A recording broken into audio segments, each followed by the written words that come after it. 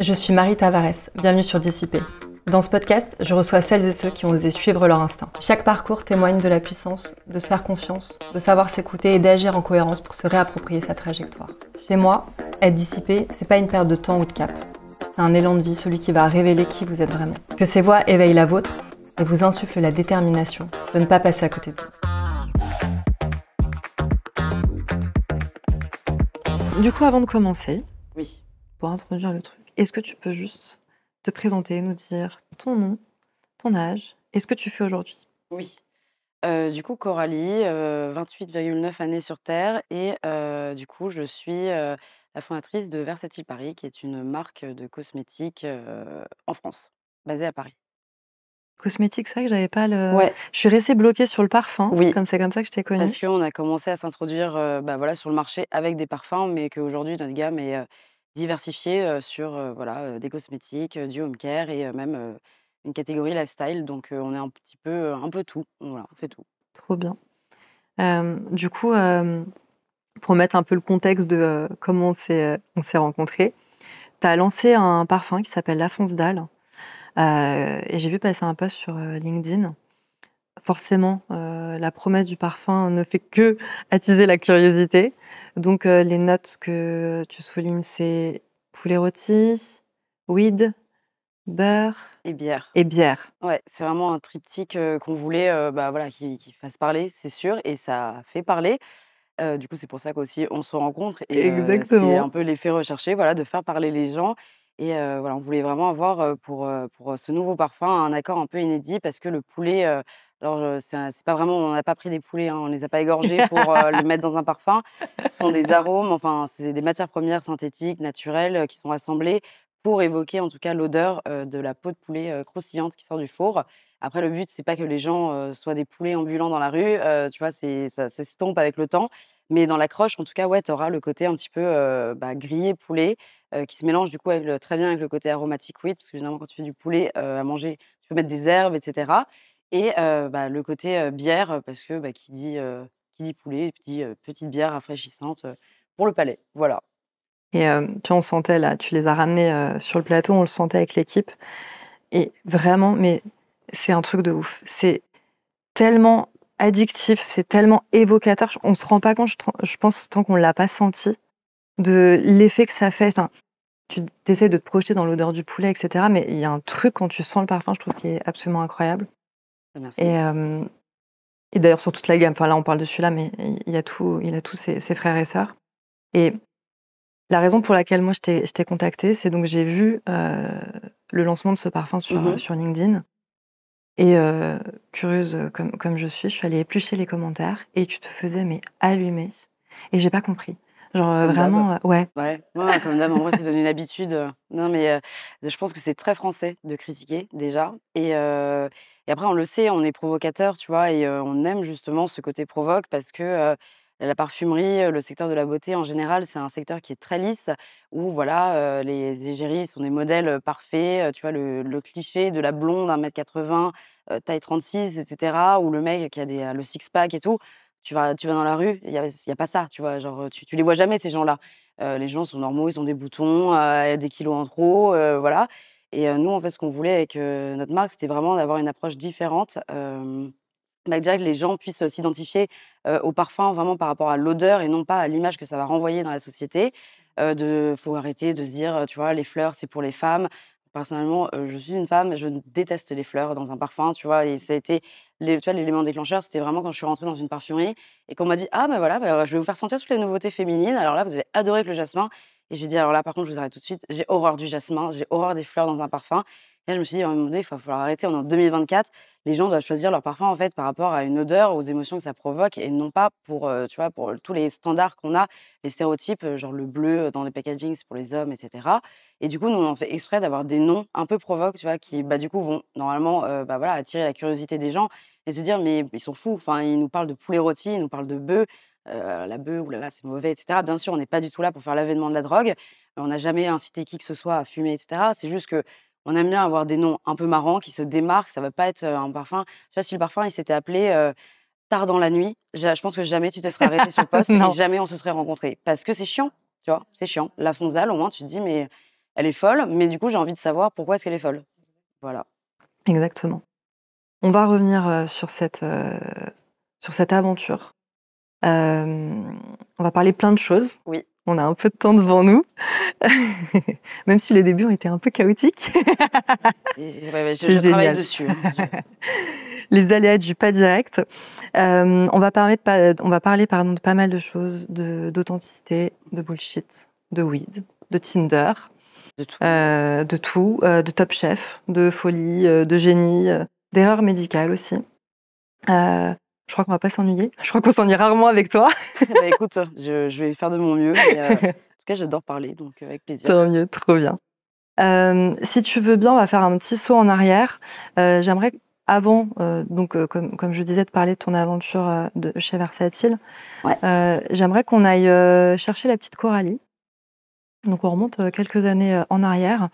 Et puis que tu nous racontes un peu la petite fille que tu étais, dans quel univers tu as grandi, dans quelle famille, les valeurs qu'on t'a inculquées, enfin voilà, dans ton terreau, quoi. Ok. Du coup, moi, je suis vietnamienne d'origine. J'ai été adoptée, bébé à 1 mois, donc je n'ai aucun souvenir. Et on va dire que j'ai eu cette chance, parce que l'adoption, c'est une chance, en fait, d'être dans une famille aimante. Vraiment, je pense qu'il y en a beaucoup, alors pour qui l'adoption, c'est un sujet difficile ou, je sais pas, tabou. Moi, j'ai jamais eu de soucis là-dessus. Bah, déjà parce que mes parents, très rapidement, ils en ont parlé. Bon, en même temps, physiquement, à un moment donné, j'allais dire, c'est pas cohérent. Enfin, ma mère est blonde et aux yeux bleus, mon père était brun, aux yeux bleus. Donc, tu vois, à un moment donné, j'aurais eu je me serais posé des questions. Mais non, dès que j'ai su parler et assimiler les choses, ils m'ont dit: «Bon, Coralie, tu as été adoptée» et cetera. Bon, j'ai un petit frère aussi qui a été adopté, ce n'est pas, lié par le sang, mais voilà, c'est mon frère. Et moi, j'ai jamais eu de problème avec l'adoption. Pour moi, c'est une chance. Je sais pas ce que je serais devenue si j'étais restée, au Vietnam. Sûrement morte, voilà, c'est la réalité des choses. Et l'adoption, surtout au Vietnam, est très compliquée. Mes parents ont attendu 8 ans pour m'avoir. Quand on me dit: «Oui, tu as été adoptée, donc tes parents t'aiment moins» et cetera, non, je On te pense dit ça des que fois? oui, oui, oui, oui, non, mais je pense que toute OK. ma vie, j'ai subi. Par contre, je suis pas une victime, donc mais ça, on pourra en parler plus tard. Mais voilà, moi, l'adoption, c'est vraiment une chance. Mes parents, là-dessus, il y a jamais eu de débat. Mes parents, c'est ceux qui m'ont élevée, qui m'ont nourrie, qui m'ont, voilà, justement inculqué des valeurs, qui m'ont aimée et cetera. Donc oui, je remercie mes parents biologiques, d'avoir fait les démarches nécessaires, pour, me rendre adoptable, ce qui est, pas, quelque chose de courant forcément au Vietnam. C'est un des pays les plus compliqués pour adopter, enfin du moins, il y a quasiment 29 ans. Et mais moi, mes parents, voilà, ça a toujours été, voilà, ceux avec qui j'ai grandi et cetera. Et c'était vraiment pour le coup, le cliché un peu de la famille, française, je vais pas mentir, privilégiée, parce que bon, oui, forcément l'adoption généralement, voilà, c'est des gens qui ont les moyens. Donc je vais pas mentir là-dessus. Après mes parents, ça a toujours été c'est des bosseurs. Ils sont pas nés avec une cuillère, dans la bouche et tout. Oui, on a fait partie des privilégiés, mais ils se sont donné les moyens, ils se sont battus pour. Et c'est un peu ça ce qu'ils ont, voulu me transmettre comme valeur, c'est, déjà le travail. Mon père disait toujours: «Le travail, c'est la santé». Et du coup, j'ai vraiment grandi dans un environnement, dans une famille de 2 médecins. Donc oui, mes parents, je les voyais pas énormément. J'ai peut-être le soir été plus souvent avec des nourrices qu'avec mes parents, mais j'ai jamais manqué de rien, que ça soit sur l'amour, sur, des moments passés, en famille. La famille a été très importante pour moi. Et voilà, là-dessus, en fait, je pense que j'ai eu, une des plus belles enfances qu'un enfant pourrait avoir.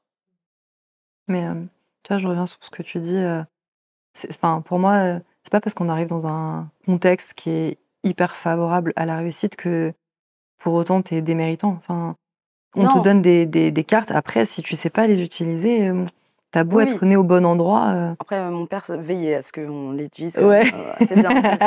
C'était vraiment le cliché un petit peu du père, voilà, où il faut que ça file droit, il Ouais. faudra que ma fille, elle fasse médecine comme moi, il faudra que, vous fassiez, de la musique classique, de la danse, enfin, tu sais, un peu c'est un peu horrible à dire, mais un peu les clichés de la petite bourgeoisie, en province, où on attend telle ou telle chose pour tes enfants. Et c'était pas du tout malveillant. Je veux dire, ils voulaient juste le bonheur de leurs enfants. et ils pensaient que le bonheur de leurs enfants allait passer par, suivre le même chemin que les parents, les mêmes activités et cetera. Bon, c'est un peu parti en live, pour les 2, pour mon frère et moi, mais en tout cas, niveau famille, que ça soit mes parents, mes grands-parents, enfin là-dessus, j'aurais pas pu rêver mieux. T'étais du coup, quel genre d'ado? Un peu rebelle pour aller à Ouais, contre-courant, bah, alors ouais, de ce qu'on justement, si attendait? tu avais pu avoir les feedbacks de mes parents, bon, ça aurait été, je pense, un tout autre discours.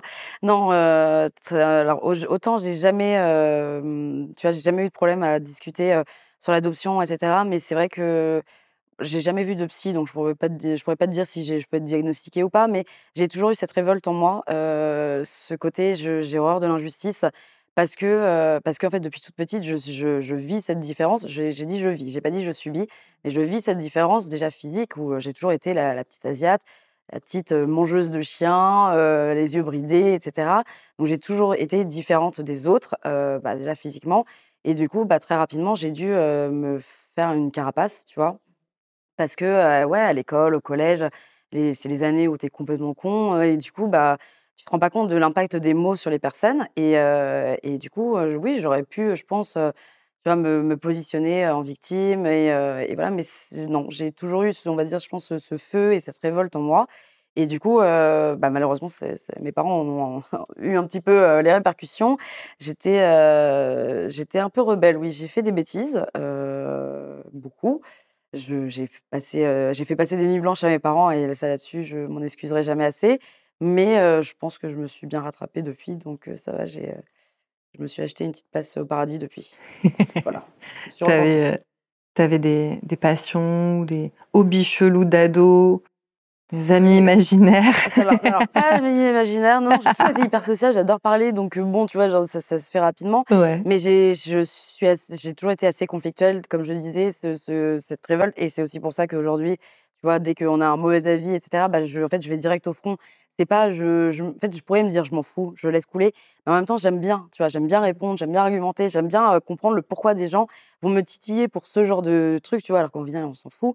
Mais j'aime bien argumenter et j'aime bien en fait, à pousser les gens dans leur retranchement pour voir jusqu'à où ils sont prêts à aller, tu vois? c'est exactement l'expression qui me venait à Ouais, l'esprit quand tu disais ça. bah, c'est ça, tu vois? Et du coup, c'est voilà, j'ai toujours été un petit peu conflictuelle, je sais, j'essaie de travailler dessus. Bon après, ça prend du temps, mais non, j'ai fait des bêtises, comme tous les ados, tu sais, tu as envie, de sécher les cours, tu as envie d'aller boire une bière alors que tu as 14 ans, complètement ridicule. Moi, tu sais, c'est le mélange normand-breton, ça réussit pas à tout le monde. Hem Et du coup, non, j'ai fait mes conneries comme tout le monde et après je me suis rangée, voilà. Connerie classique. Tu dit dans un de tes posts, LinkedIn, que, on disait de toi que tu étais toujours trop, jamais assez. Et du coup, qu'est-ce que ça forge en toi? Enfin, Bah, comme d'hab, c'est hein, ça, c'est cette révolte, c'était un peu, je crois, la dernière phrase que j'ai mis dans le post, LinkedIn, c'était qu'il y avait que les tartes qui rentraient dans les moules. oui, Ce qui est exactement. bien réel, c'est que, comme je te disais, c'est J'adore. cette différence, en fait, je le vois vraiment comme une force, depuis, bah, quasiment depuis toujours au début enfin, bah, allez, je vais pas faire genre, je pense que j'ai eu une remise en question pendant peut-être une année quand j'étais très jeune, où je me suis dit: «Mais en fait, pourquoi? En fait, pourquoi cet acharnement contre moi? Pourquoi le harcèlement scolaire? Pourquoi ça?» et cetera. Après, je me suis dit: «En fait, leur vie, elle doit être triste. Moi, je passe pas mon temps à rabâcher sur les gens». Alors autant je peux être conflictuelle, mais c'est si on vient m'attaquer, tu vois? Je vais pas aller chercher les gens, j'ai pas le temps, j'ai la flemme et cetera, j'ai autre chose à faire et du coup, bah, jamais trop, enfin toujours trop et pas assez.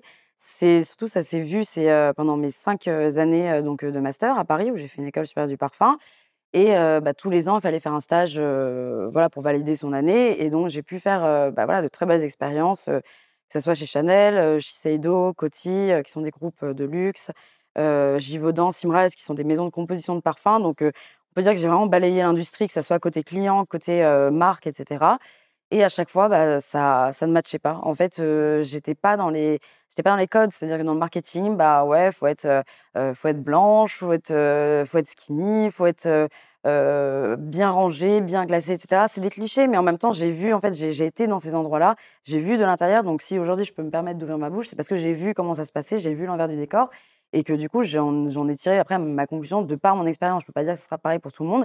Moi, j'ai vu mon expérience par rapport à ça et j'ai vu que je ne matchais pas, c'est-à-dire que, bah, j'avais toujours un truc à redire, j'avais envie de faire entendre mes idées et j'étais pas juste là pour un rôle d'exécutante. Alors oui, pauvre petite stagiaire qui pense qu'un jour elle pourra être directrice marketing, c'était de base mon objectif.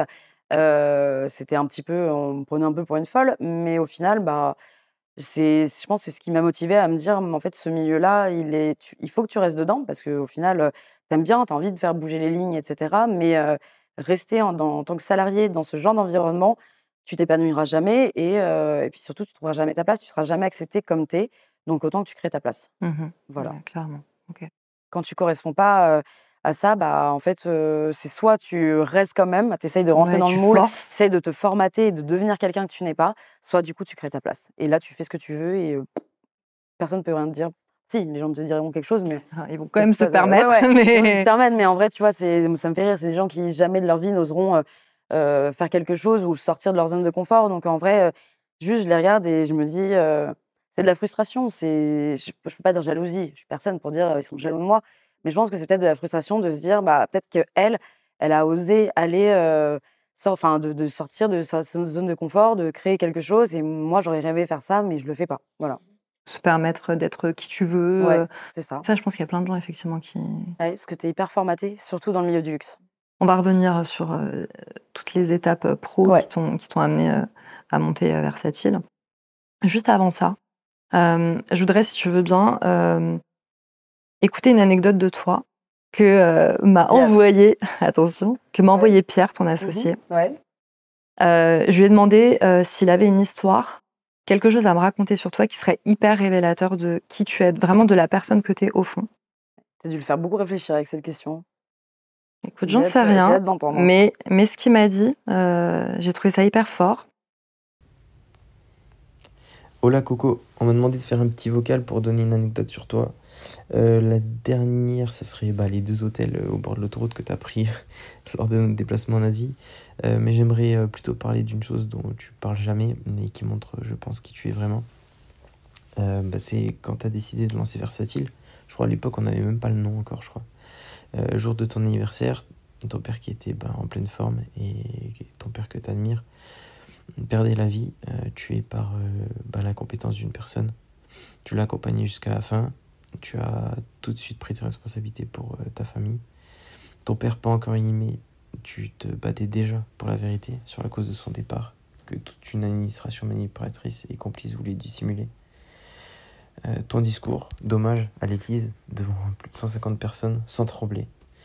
Le passage accusateur sur le CHU que personne ne voulait que tu lises, même pas le curé, mais que tu as lu. Je me souviens de la claque que tu leur as mis du haut de tes 25 ans à tous ces pourris. S'en suivent 2 ans de procédure pour faire éclater la vérité, 2 ans avant de pouvoir commencer ton deuil. Et pendant tout ce temps, t'as pas voulu arrêter Versatile, alors que il y avait rien de commercialisé. T'as mis ça d'une main de fer, 6h, 23h, 7 jours sur 7. Le canapé, il s'en souvient. Sans expérience, sans réseau, à 25 ans, juste ton talent, et quand même un tiers du mien. Une marque de parfum qui, avec 15K de mise de départ, on fait les 14 premiers mois de 150K et 600 la deuxième année. Beaucoup de gens te voient comme quelqu'un d'un peu punk, qui parle trop cash, pas dans les clous.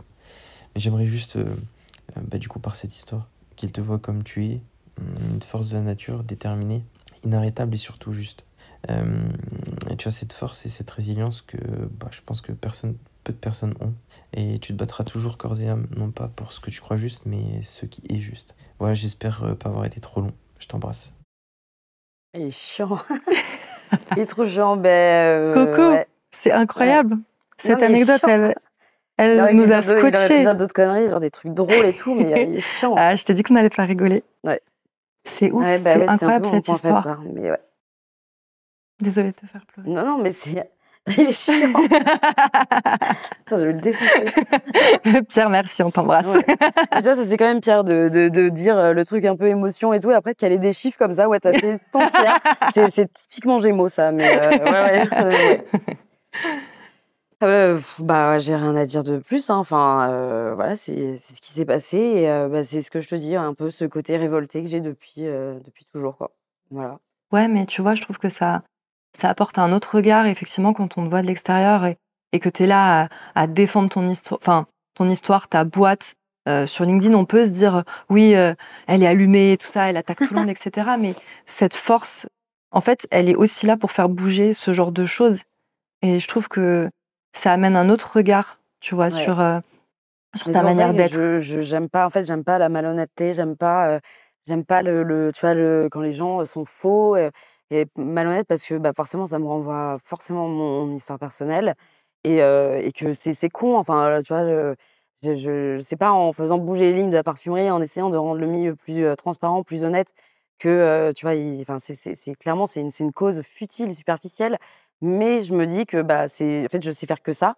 Donc autant que j'essaye de faire, ce que enfin, dans le domaine dans lequel je sais faire, que j'essaye de, voilà, de faire changer un petit peu les mentalités, la manière de penser parce que c'est comme ça, je suis comme ça, tu vois, trop franche, trop honnête et trop excessive, mais et pas assez dans les moules, mais après c'est comme ça, en fait, la personne que je suis la boîte, dans la marque, c'est la même personne que je suis, dans le perso. Donc, bah, à un moment donné, je peux pas dissocier ça.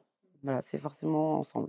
Mais on y reviendra après. Mais tu vois, moi, je trouve que le message que tu portes, ce que tu véhicules au travers de la marque, il est hyper fort.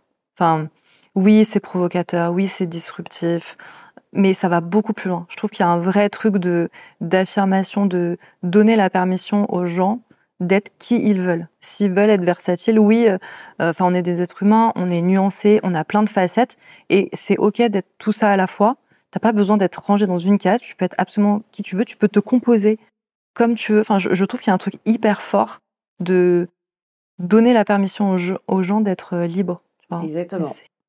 Et, et ça va bien au-delà de ce qu'on peut voir, je trouve, aujourd'hui dans l'industrie du parfum, où ils veulent des choses hyper aspirationnelles, et en fait, c'est tellement plat. Ça raconte rien, ça n'évoque rien. Alors Ça que là, touche pas les gens, ouais. c'est Ouais, ça. ouais. Mais là, mais déjà, l'expérience, tu ouvres un parfum, avec l'équipe, on est resté, mais tu restes scotché au parfum. Tout de suite, ça fait popper des trucs dans la tête. Je sais même pas comment tu arrives à faire ça. Franchement, c'est assez incroyable. Mais waouh. Franchement, chapeau. Bah, merci. Allez, on va revenir à du Ouais. plus terre à terre. Oui, oui. Non, mais je crois Sur, que non, mais ouais. J'espère que les filles, de Flair, n'ont pas été, sur le même sujet parce que là, sinon, Non, non, non, ça non, va non, être non. compliqué. Mais ouais, Je OK. n'ai eu que des compliments après sur toi. Toutes les boîtes dans lesquelles tu es passée, est-ce que juste tu peux nous redécouper ton parcours et puis nous raconter la naissance de Versatile, comment ça t'est venu, comment tu t'es lancée Ouais. Alors, ça commence, tout premier stage, c'était, chez Chanel. Donc, je pense que quand on intègre une école de parfum, à Paris, c'est, avec pour objectif de devenir parfumeur. Donc, c'est une école en 5 ans. Alors pourquoi j'ai fait cette école? Tout simplement parce que j'étais nulle à l'école. Honnêtement, au plus grand désespoir de mon père, je n'ai jamais, même pas imaginé une seconde tenter médecine parce que, encore une fois, c'était les codes, soit droit, soit médecine, travailler, mon père, je pense, il avait fait 17 ans d'études. Je pense qu'il s'attendait à ce que je fasse pareil. Alors, compliqué. Déjà, il fallait avoir le bac. J'ai fait un bac, STL, qui est clairement pas le bac S, donc un bac STL et cetera et il s'est posé du coup la question de: «Coralie, après tu fais quoi?» Parce qu'il était évidemment, inenvisageable pour mon père que je ne travaille pas et bah, encore heureux, enfin voilà, je le remercie, de m'avoir inculqué ces valeurs-là et bah, du coup, la question, si je fais pas droit, si je fais pas médecine, qu'est-ce que je fais? Et en fait, notre voisine, donc moi je viens de Rouen, en Normandie et ma voisine avait fait l'ISIPCA qui est, en fait une école, de cosmétiques à Versailles et bah, du coup je m'étais renseignée, je m'étais dit: «En vrai, pourquoi pas? Ça a l'air sympa, ils touillent des matières premières, ils font des crèmes», en fait j'ai toujours été plus créative que, pour le coup, hyper, tu vois, scolaire. J'ai toujours été nulle à l'école, honnêtement, j'aime pas apprendre par cœur, recracher un contrôle, oublier, enfin j'y arrive pas. Mais par contre, tout ce qui est art plastique, j'ai fait de la danse, j'ai fait, de la peinture et cetera, de la musique classique, j'ai fait de l'alto. Donc voilà, j'ai toujours été plus créative, que scolaire et du coup, je me suis dit: «Bah, moi, il me faut un métier, créatif». Parce que si c'est vraiment, voilà, faire de longues études, ça m'intéressera pas, j'y arriverai pas et du coup, mon père a trouvé, l'École supérieure du parfum qui était une nouvelle école à l'époque, à Paris et du coup, je me suis dit: «Bon, bah, voilà, je vais faire ça, ça va être marrant de faire des parfums, tu pas besoin de t'emmerder avec le théorème de Pythagore». Bon, on m'a arnaquée parce qu'au final, j'ai eu des cours de maths, dans cette école-là, mais Voilà, c'était vraiment beaucoup plus créatif et très sympa. Et en fait, cette école-là, voilà, 90% de ces gens-là vont pour devenir parfumeurs, l'école du parfum. Mais en fait, c'est une école qui forme quand même sur, tous les métiers de la chaîne parfum. Je vais pas en faire trop la promo parce que, j'ai été nulle à l'école, là-bas et tous les ans, ils essayaient de me virer, donc je vais y passer assez rapidement. Mais c'est vrai que c'est quand même une école qui te forme sur tous les métiers de la chaîne parfum. Et donc du coup, moi, j'ai fait mon premier stage chez Chanel en laboratoire, donc ça, c'est une chance. Je vais pas mentir, j'étais pistonnée, sinon tu ne rentres pas au labo chez Chanel, enfin surtout pas en premier stage, et cetera. Donc j'étais pistonnée et cetera. C'est d'ailleurs le seul stage où j'ai été pistonnée. Et c'est là aussi où je me suis rendu compte que c'était pas du tout fait pour moi, le labo, en fait, j'avais cette image du parfumeur, tu vois, qui est dans ses champs à grasse, dans son beau laboratoire, qui compose, qui sent toute la journée des matières premières, qui te fait limite, tu vois? En fait, pour moi, étant musicienne, j'ai toujours vu le parfum comme de la musique, tu vois? Tu as des partitions, tu composes, tu as des notes, tu as, des orgues, l'orgue du parfumeur et cetera et l'orgue, l'instrument, enfin, pour moi, c'était vraiment hyper lié et du coup, je m'attendais limite à faire mes parfums, comme Mozart, quoi. Bah, pas du tout. Pas du tout. Les parfumeurs, sont devant des Excel dans leur bureau à Neuilly-sur-Seine et ils sont là, ils te remplissent des formules sur Excel qu'ils envoient ensuite à des pauvres assistants parfumeurs qui sont d'ailleurs, c'est un métier vraiment, sous-coté, dont on parle très peu et ça a tendance à m'énerver parce que toute la gloire est aux parfumeurs. Heureusement que derrière, les assistants parfumeurs sont là pour envoyer parce que Dieu sait que le rythme est hyper intense et ils sont un peu des fois traités comme des larbins. Donc franchement, des fois, ce serait bien aussi de remettre encore une fois la gloire à tout le monde, à toute la chaîne. Et du coup, bah, tu es là, tu pèses les formules du parfumeur, mais ton avis, on s'en fout, bon, comme à chaque fois. Et puis, bah, voilà, tu es juste vraiment dans l'exécution. Donc je me suis rendu compte que vraiment le côté labo, c'était pas du tout fait pour moi et que moi, j'aimais créer vraiment, les choses. Donc du coup, très rapidement, je me suis dirigée vers tout ce qui va être expérience dans le marketing. Donc bah, je suis passée côté, d'abord un peu business analyse, chez Givaudan, qui est, un des leaders, des sociétés de composition de parfums. Parce qu'en fait, aujourd'hui, les gens pensent que bon, non, pas Chanel, c'est un mauvais exemple, mais par exemple, je sais pas moi, Lancôme, ils pensent que c'est Lancôme qui fait le parfum. Mais non, c'est pas Lancôme, ça s'appelle IFF. IFF est une société de composition qui ont des parfumeurs, tu vois? Et ces gens-là font des propositions. Il y a plusieurs sociétés de compos qui entrent en brief, en concurrence entre elles. Et la marque ensuite, in fine, choisit bah, la société, enfin le parfumeur qui aura fait le meilleur jus correspondant au brief olfactif. Et du coup, c'est vraiment bah, toute une chaîne. Tu as vraiment les sociétés de compos et les marques. Et par contre, tu as des marques, des marques comme Dior, comme Chanel, comme Cartier, comme Hermès qui ont leurs parfumeurs en interne. Mais sinon 80 des marques, mainstream sur le marché chez Sephora, bossent par des sociétés de compos et c'est d'ailleurs pour ça qu'il y a une grosse uniformité olfactive. C'est parce qu'au final, c'est tous les mêmes parfumeurs qui font les mêmes parfums pour toutes les marques. Et donc du coup, moi je suis passée de ce côté-là, voilà, chez Givaudan, chez Symrise, en marketing et en business analyst pour voir vraiment, bah, comment est-ce qu'on recevait la demande client, d'une marque et cetera. Comment on élaborait des briefs, comment on faisait des pyramides olfactives, toutes les tendances olfactives, du moment et tout. Et ensuite après je suis passée côté marque, donc côté, Issey Miyake, Jil Sander et Bottega Veneta où là, bah, pour le coup, tu n'es plus dans la réception d'un brief olfactif, là tu es vraiment dans la création d'un produit de A à Z.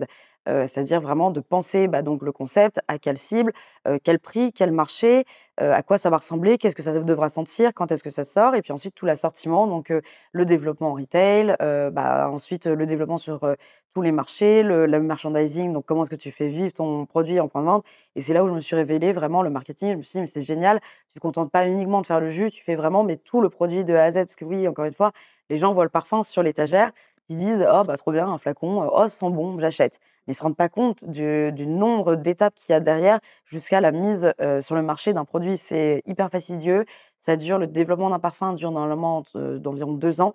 Il y a des marques, c'est beaucoup plus long, tu vois? Par exemple, le Gabriel, il me semble que c'était 7 ans, Chanel.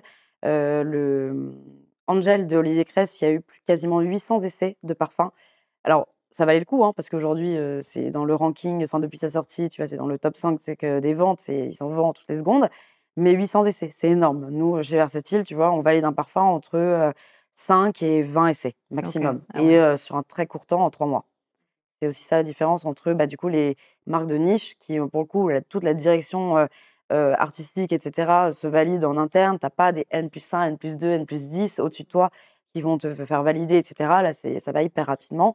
Mais voilà, en fait, toutes ces expériences-là, que ça soit côté, société de compo ou marketing, dans les groupes, de luxe, bah, après m'ont donné cette envie, cette appétence de créer, quelque chose, même si j'étais pas du tout prédestinée pour l'entrepreneuriat. Vraiment, moi, je voulais être chef de produit, directrice marketing, bien payée, un taf planque, quoi. C'était ça mon but, vraiment à l'origine, créer une carrière, en marketing, parfum. Voilà. Et le Covid est arrivé. Et le Covid. Voilà, donc CDD de 6 mois, chez Jil Sander, ça s'est très bien passé. J'avais des super boss et cetera, qui aujourd'hui suivent, encore une fois l'aventure et m'encouragent, parce que ça a été très rare le soutien dans le milieu. Bon après j'ai beaucoup critiqué le milieu, donc bon, voilà, fallait pas non plus que je m'attende à recevoir trop d'éloges. Mais en gros, ouais, j'ai fait un CDD de 6 mois, je finissais, fin juin. On m'avait dit: «Bon, bah, Coralie part en vacances juillet, août, profite de tes vacances, tu reviens en septembre, on te fait signer un CDI». Alors moi, je me suis dit: «Alors là, mais nickel le plan». J'ai travaillé 6 mois, chômage pendant 2 mois, pendant en plus ça l'été, c'est magnifique. Je vais revenir toute pimpante en septembre. En septembre, personne ne m'a rappelé. Emploi gelé, aucun recrutement, nulle part. Et je suis restée 6 mois au chômage. 6 mois après, ça m'a saoulée. J'en pouvais plus de rien faire. Et je me suis dit, et du coup, bah, Pierre m'a dit, «Mais si tu t'ennuies», parce qu'il me voyait tourner comme ça dans notre appartement, à rien faire, et il m'a dit: «Mais en fait, si tu t'ennuies, crée ta boîte». J'ai regardé, j'ai dit: «Ouais, vas-y». Et en plus, cette même semaine-là, Coty m'appelait pour me proposer un CDI, en chef de produit marketing. Et Pierre, je me rappelle, lui, il partait au travail parce qu'il travaillait, et il m'a dit: «Tu veux pas, tu rates l'entretien?» J'ai regardé, j'ai dit, tu vois, c'était un peu encore une fois, j'étais un peu quand même dans les cases en mode: «Je vais quand même pas rater un entretien, chez Coty, CDI, tu imagines, on pourrait être quand même vachement heureux, hein, tous les 2 en CDI à Paris et tout». Et j'ai complètement foiré l'entretien volontairement. OK. Ouais, c'était un entretien pour Kim Kardashian. Bon, déjà, la marque m'inspirait rien. Mmh. Et puis dans ma tête, j'étais en mode: «Bah, ils m'ont tous saoulée pendant 6 mois, ils m'ont laissé tous en galère.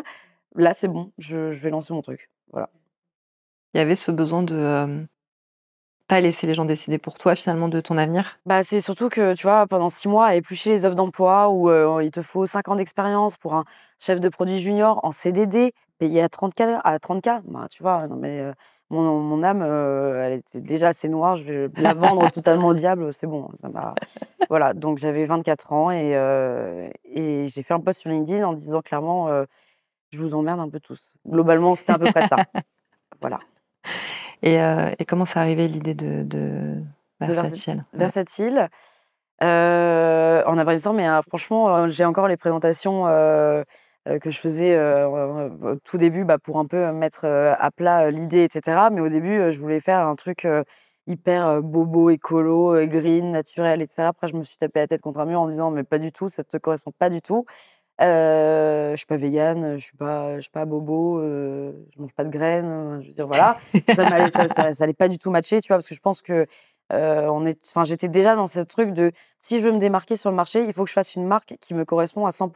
C'est pour me donner un genre, c'est pour faire un truc, supervisé et cetera. Je veux dire, mes concurrents le font hyper bien, tu vois? Je serais juste une marque de plus, donc on va essayer d'avoir une approche différente. Et du coup, Versatile, pourquoi Versatile? Parce qu'au début, on voulait avoir un nom, tu vois, en mode, qui change d'avis. Parce que encore une fois, je suis poisson, donc je suis très indécise.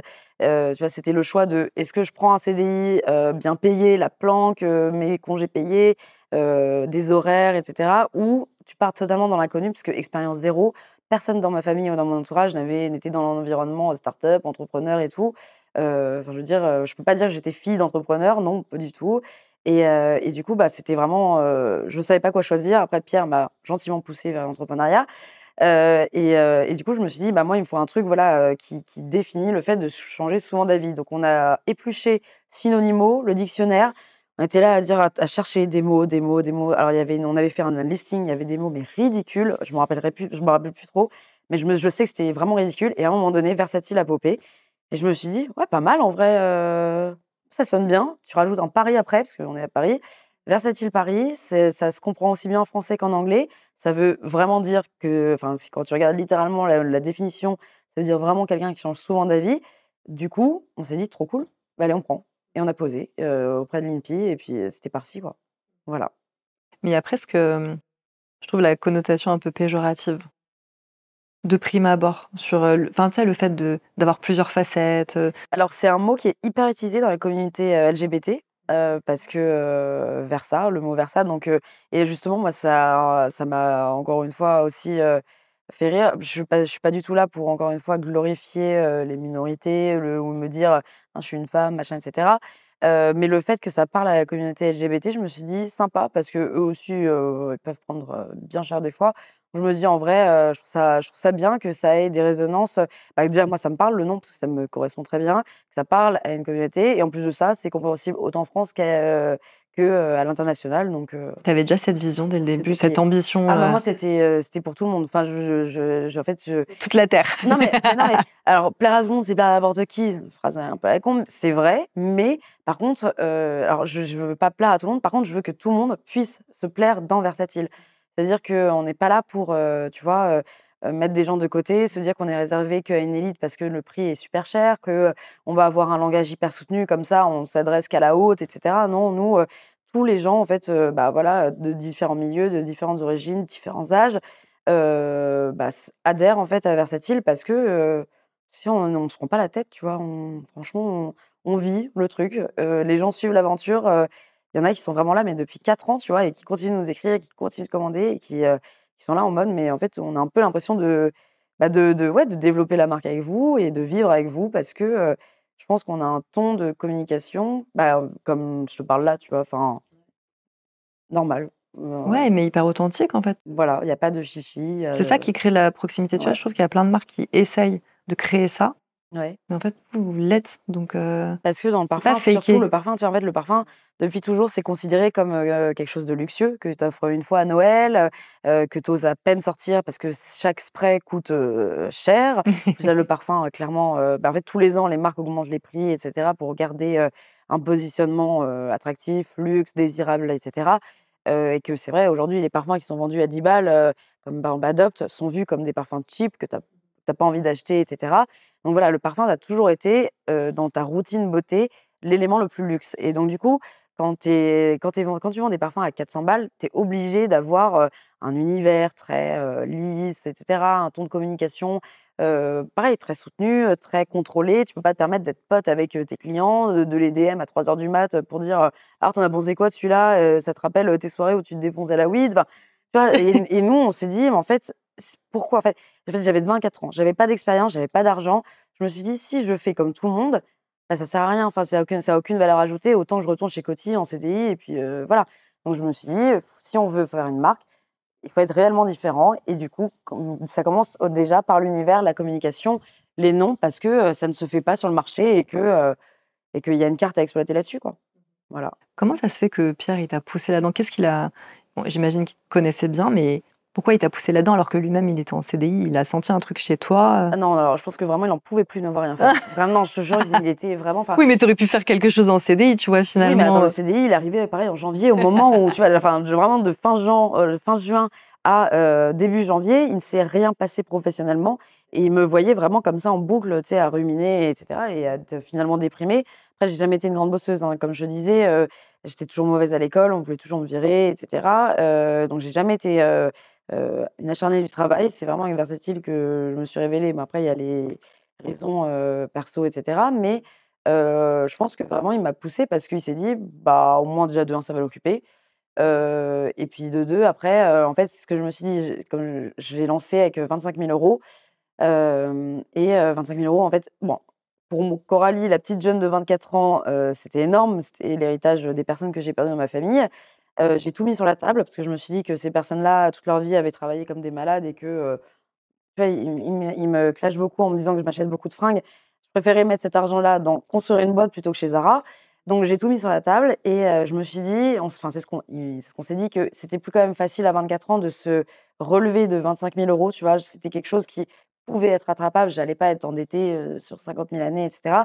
Même si ça marchait pas, j'allais pouvoir m'en sortir, 25 000 €, j'aurais travaillé et puis voilà. Donc je me suis dit: «Au pire, j'ai pas grand-chose à gagner», tu vois? À perdre, pardon. Alors que tu vois, la plupart des gens qui se lancent, surtout pour une marque de parfum, ont plus entre les 30 40 ans et ils apportent un budget de 100 000 200 000 € avec des emprunts bancaires, donc beaucoup plus lourd, tu vois? Moi, c'était 25 000 €, et c'était un apport personnel, donc voilà, je me suis dit: «Je joue, je suis joueuse, je joue». Voilà. mais il aurait pu te pousser à faire, je sais pas, de la poterie, du pain, enfin, tu vois? Ouais, mais Les il sait trucs que là-dessus, je suis classiques. pas hyper bonne non plus, donc enfin, il a peut-être senti que que j'avais un meilleur potentiel pour créer une boîte que de faire du pain. Là, je suis nulle en cuisine, franchement, non, non, c'était Non. Et pourtant la bouffe, il y a quand même un Très truc. important. Ouais. Grande épicurienne, j'adore manger, mais je déteste faire à manger, c'est terrible. Et c'est Pierre qui faisait à manger quand on était ensemble. Mais c'est vraiment, enfin, la bouffe, ça parle à tout le monde. Tu vois, c'est un moment de partage que tu fais avec tes potes, ta famille, je sais pas, des nouvelles rencontres, etc. Et c'est un moment convivial, voilà. Et puis surtout, c'est le moment où tu t'éveilles tes sens et c'est un peu ce qu'on essaie de faire avec Versatile, c'est, vraiment d'exploiter ce côté sensorialité, vraiment, tous ces sens en éveil parce que l'olfaction, c'est un sens qui a été, très vite oublié, tu vois? Oui, la vue, l'ouïe, le goût et cetera sont stimulés au quotidien. L'olfaction, c'est un peu le sens où on s'en fout, tu vois? On se dit, «Bah, il est là, on a notre nez au milieu du visage, tant mieux» et tout. Et pendant le covid, vraiment, en fait, les gens se sont rendus compte de l'importance de l'olfaction parce que quand ils ont commencé à perdre l'odorat, ils se sont rendus compte que, bah, la vie n'avait plus de goût, vraiment, littéralement, quand ils mangeaient, ça n'avait pas de goût et que les gens, quand ils ne mangent pas, bah, ils sont aigris, ils sont frustrés, ils sont pas contents. Donc il fallait retour à l'olfaction et du coup, nous, on s'est dit: «Mais en fait, si on essaie de lier un petit peu tout ça», c'est-à-dire vraiment d'avoir des parfums qui, font travailler, bah, ta vue, ta ton ouïe, ton odorat, le toucher parce que c'est une gestuelle différente, mais surtout vraiment lier la bouffe et l'olfaction. Et c'était, bah, devant Top Chef, du coup, qu'on s'est dit, mais vraiment, en fait, Top Chef, donc cette émission, culinaire, tous les mercredis soirs, l'hiver, on s'était dit, ils sont tous les ans, bah, poussés, stimulés, au maximum pour, voilà, sortir, des plats hyper créatifs, des associations différentes, sucrées, salées et cetera et on s'est dit: «Mais pourquoi pas en parfum, en fait?» tout simplement. En fait, en parfum, je trouvais qu'on commençait, comme je te disais, avec l'uniformité olfactive, à se faire chier. C'est-à-dire que tout le monde a son oriental gourmand, donc quelque chose de très sucré ou sinon tu as ton floral fruité, un petit peu chypre et cetera, très mignonnette, très, jeune femme, voilà, qui commence à arriver sur la vie active et pour les hommes, la fougère, boisée ambrée, bien masculine, bien virile, bien testostérone et cetera et en vrai, à part ça, ben, on s'ennuyait, tu vois? Et je me suis dit: «Mais en fait, la bouffe, on n'a rien inventé, honnêtement, ça existe depuis longtemps dans les parfums, les notes fruitées, les hespéridés, donc les citrus et cetera. Tout ça, c'est utilisé depuis, toujours dans les parfums, mais c'est une facette qui n'a pas été hyper exploitée par les marques, enfin pas revendiquée, tu vois?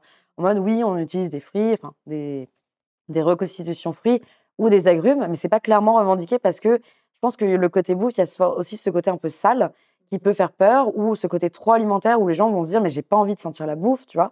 Et en fait, nous, on a complètement foncé sur ce terrain-là et du coup, enfin, tous nos parfums s'inspirent de la food ou de cocktails et cetera qu'on a pu boire, avec Pierre et ça marche et les gens sont addicts, se ressentent, tu vois? Et ça fait vraiment travailler, bah, ouais, leurs souvenirs, tu vois? Par exemple, on a un parfum Rital Date qui est, des pâtes au pesto, au limoncello et cetera. Donc tu pourrais te dire: «Est-ce que j'ai envie de sentir les pâtes au pesto, Lustre Cru?» Mais en fait, les gens viennent nous voir et ils nous disent: «Mais moi, j'ai des origines italiennes, ça me rappelle, voilà, le dimanche quand j'étais avec ma grand-mère et qu'elle me faisait les pâtes et tout et du coup, je fais que me sentir» et en fait, on ne dépasse pas la limite du dégoûtant. En fait, ils sont appétissants, mais pas dégoûtants et on essaye de ne pas franchir la limite, du trop alimentaire. Voilà. Rester dans le côté, sensoriel, sensualité, addiction, mais pas le dégoût, quoi. Voilà. Mais l'idée, elle est quand même un peu farfelue. Enfin, tu Ouais, vois, genre de dire, bah, j'aime les parfums, j'aime la bouffe, et puis paf, ça fait des parfums versatile, de tu vois, bouffe. voilà. Ouais, ouais, Enfin, à quel moment tu t'es dit, c'est une bonne idée? Genre vraiment, ça y est, je tiens mon truc, j'ai flairé, parce qu'il y a plein de gens aussi qui ont des idées, qui disent, ouais, c'est une ouais. trop bonne idée. Et en fait, non, c'est pas du tout une bonne idée. Et en fait, toi, il s'avère que c'est une bonne idée. Mais comment t'as su? Ah, j'ai pas su, mais j'ai en fait, j'ai T'as pas fait? su. J'ai fait, mais non, mais parce qu'en fait, où c'est un peu le cliché dans l'entrepreneuriat, c'est aller tous les écouter, tu as l'impression qu'il faut inventer l'eau chaude, il faut avoir l'idée jamais vue avant et cetera. Nous, en fait, tout ça existe depuis des années sur le marché de la parfumerie. Le roll-on, ça existe, le sans alcool, ça existe, l'huile, ça existe, mais c'est juste que mis tout ça bout à bout et qu'en plus de ça, cette facette hyper food assumée, c'est une offre qui est vraiment très, très, très, très peu exploitée, sur le marché et c'est là où justement on tire notre carte. Mais, je ne savais pas que ça allait marcher, pas du tout. Moi, je me suis dit, «Moi, j'aime la bouffe, j'aime bien les parfums. En vrai, si on fait des parfums qui sentent la bouffe, pourquoi pas?» Mais j'avais aucune idée, si ça allait marcher ou pas. On ne sait jamais. T'étais Personne dans peut ton savoir à petit l'avance. laboratoire. Bah, même Finalement, pas. tu l'as fait ton truc de Mozart qui compose, Mais non, parce que tu compose vois, son parfum, tu c'est fais pas des moi qui fais tests. les parfums, c'est nos parfumeurs, tu vois. Mais elles aussi, elles ont très vite capté. Bon, au début, je pense qu'elles se sont dit en mode, mais c'est quoi cette folle qui nous fait. Après, c'est des parfumeurs niche, contrairement aux sociétés de compo. Donc, elles ont l'habitude de recevoir des briefs bizarres. Parce que je suis pas la seule à faire des parfums bizarres. Tu vois, il y a des parfums sur le marché où clairement, c'est revendiqué que ça sent le sperme, que ça sent le carton mouillé. La rouille, tu vois. Donc, clairement, il y a des gens qui ont des pets au casque comme moi partout en parfumerie. Je suis pas la seule. Mais, et moi, je savais pas si ça allait marcher ou pas. Après, je me suis dit, en vrai, la food, c'est vraiment très peu exploité en parfumerie parce que c'est pas sexy, c'est pas luxe, etc. Et je me suis dit, ça plaît, tant mieux, ça plaît pas, j'aurais essayé. Avant de... On va creuser un peu tout l'univers que tu as posé et ce que ça défend. Je voudrais juste revenir sur des choses en toi. Il y a 2 choses déjà. Tu parlais de Flair qui sont donc, comment on dit, les parfumeurs les parfumeurs. qui t'accompagnent dans cette aventure-là. Ça m'a fait rire parce que tu sais comment elle t'appelle. Capo Coco. Ouais. Capo comme caporal. Ça doit dropper. Ouais, mais Exactement. Elle me dit, c'est un peu militaire. Il faut que ça file droit. Un cœur en or. Ça, il y a vraiment pas de sujet. Un cœur hyper tendre, mais il faut que ça file droit. Pourquoi tu as besoin de cette structure, cette discipline? Mais parce que j'ai appris à me former, bah, non, tu vois, rien que la preuve, ce matin, je pas du tout cadrer, je fais voilà, Ouais, pas capot ce matin. Ouais, on va squeezer les anecdotes, etc. Mais non, tu vois, comme quoi, même après 4 ans, ça m'arrive d'avoir des failles horribles. Mais du coup, non, c'est parce que, ouais, je pense qu'encore une fois, la manière dont j'ai été éduquée et le style d'environnement dans lequel j'ai grandi font que, voilà, mon père, c'était toujours carré, c'était être droit et il fallait que ça file droit et surtout, bah, ouais, le travail, il détestait perdre du temps, il détestait quand les choses n'avançaient pas, il détestait quand les gens ne captaient pas rapidement et tout. Et du coup, j'ai pris tout de mon père, hein. J'espère et j'ai envie, j'aime me dire que j'ai tout pris de mon père là-dessus. Et du coup, bah voilà, j'aime bien quand on travaille avec des gens qui sont compétents, qui aiment ce qu'ils font et que bah, ils captent tout de suite ta vibe et que après tu peux faire des choses très cool. Et bah, après, c'est un peu dur. C'est au bout de 4 ans, de 3 ans, on a quand même vachement maintenant compris comment travailler des 2 côtés, etc.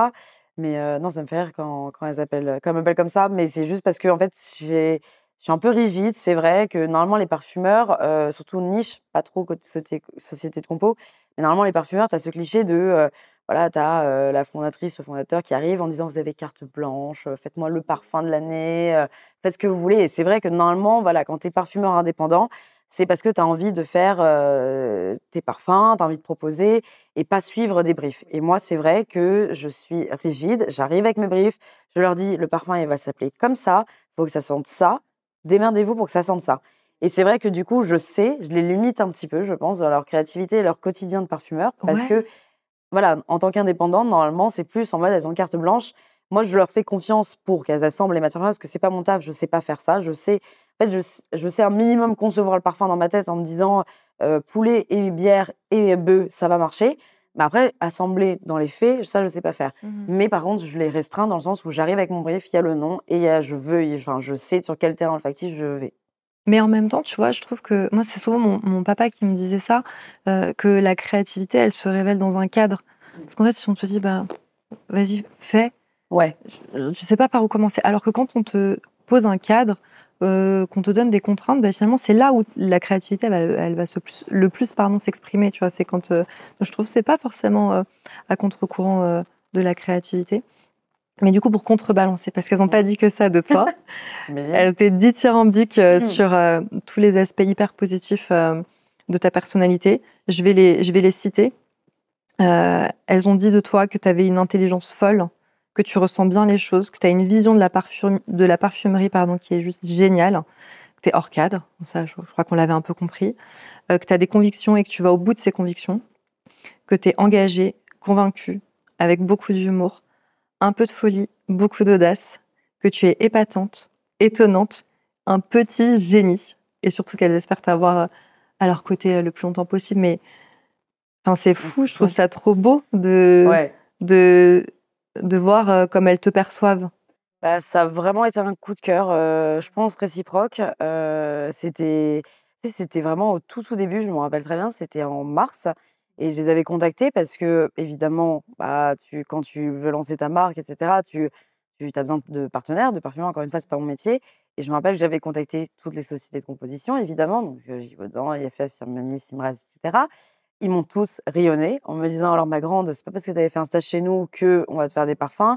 Tu as peut-être une bonne idée de concept, mais clairement, d'un point de vue business, tu nous rapporteras rien». Bah, forcément. Moi, je leur parlais de 2 kilogrammes de concentré de parfum, tu as à côté des Lancôme, La Vie est belle, ça se compte par tonnes, tu vois? Donc forcément, d'un point de vue business, Oui, sur cette j'étais pas échelle-là. intéressante. Mais c'est aussi ça que les parfumeurs dans les sociétés de compos commencent à être un peu lassés, c'est qu'en fait, bah, voilà, tout ce qui va être marketing, commerciaux, vont vraiment plus penser au côté business, mais ils frustrent les parfumeurs parce qu'au final, c'est tout le temps les mêmes odeurs, c'est tout le temps les mêmes briefs olfactifs et du coup, moi, j'étais à ce moment-là en discussion avec IFF, mais une branche de IFF, pas le gros IFF, une branche de IFF qui, bah, pour le coup, était plus ouvert à tout ce qui est nouvelles, les indie brands, c'est comme ça qu'on nous appelle.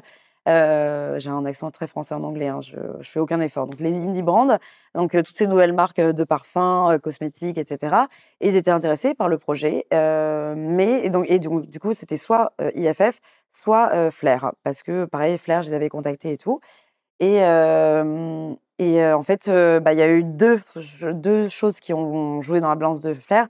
C'est que la première IFF me demandait une exclusivité totale sur la marque. Ça, je t'avoue, déjà, j'étais pas chaude parce que, bah, quand tu lances ta marque, tu as envie d'être libre. Tu as pas envie de déjà te faire menotter et cetera. Tu as même pas, sorti un seul produit sur le marché, déjà point lié avec une société. Imagine, ça se passe pas bien, imagine ça pue, imagine, je sais pas, ils sont rachetés. Non, mais toi, tu as tous ces trucs-là. Ouais, Non, mais ouais. tu as pas envie de te dire: «Vas-y, je te donne ma boîte, toutes mes créations et cetera». Genre, j'avais pas envie de me dire: «Ça y est, je viens à peine de me lancer dans l'entrepreneuriat, dans la liberté, que direct, ça y est, je dois signer, un truc, ad vitam aeternam».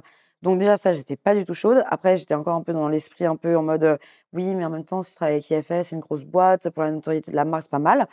Mais après, il y a eu l'aspect du coup, avec Flair où là, ça a été décisif et pour moi qui est le plus important, le côté humain, poisson encore, c'est, bah, pour le coup, je me rappelle, j'avais démarché ces 2 boîtes-là, début mars et j'ai perdu mon père justement le 13 mars et en fait, c'est Flair qui directement, ne m'ont pas appelé parce qu'elles ont bah, tu déranges pas trop les gens, dans ce moment-là et c'était pile la période où je devais faire un choix entre IFF et Flair, mais elles m'ont, toutes envoyé un message, vraiment enfin, où c'était pas, tu vois, calculé en mode, «Ouais, je t'envoie un message parce que j'ai envie que tu signes avec nous et tout». Enfin, genre c'est des nanas qui sont sincères et cetera, qui ont leur sac à dos à porter aussi et c'était vraiment, tu vois, c'était spontané et c'était tellement bienveillant et sur le moment, en fait, j'étais en mode, bah, je viens de me rendre compte, évidemment, j'arrête tout, je continue pas et cetera et du coup, les seules personnes qui m'ont dit qui m'ont poussée à continuer, c'était Pierre et justement, les filles de Flair et je me suis dit, l'aspect humain pour moi prône sur le business et dans ces moments-là, en fait, tu vois qui est là parce que,